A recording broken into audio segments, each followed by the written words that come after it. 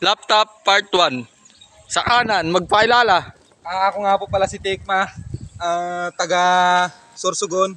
Nasimula ngayon babanat para ipaglaban ng Sorsogon. Okay. Sa kaliwa, magpakilala. Engma, taga Katbalogan. Paglalaban natin ng mga kagaya kung hindi marunong magbayad ng utang. Let's go! Para sa unang round, magsimula sa kanan.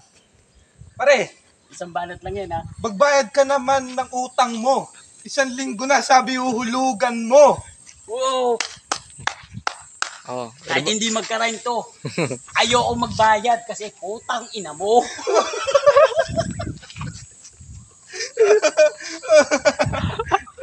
Time. Edit ka.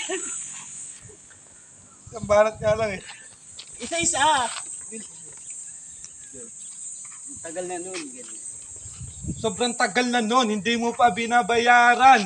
Kailan mo ba ako huhulugan? Hey! Yay! Hey!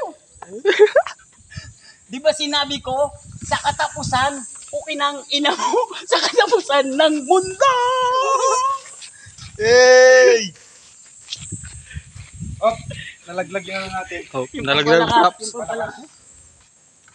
O, riribat na, no? Ano? Pinapadalang ka na nga ng babae mo? Tapos bibili ka pa ng babae para lang tirahin mo? Oh! Alam ko, hindi ako, yung pinaparinggan mo, kilala ko yan, kasi yun si Put-Pip. Siya si Pip Pip. Naririnig mo naman si Pip Pip.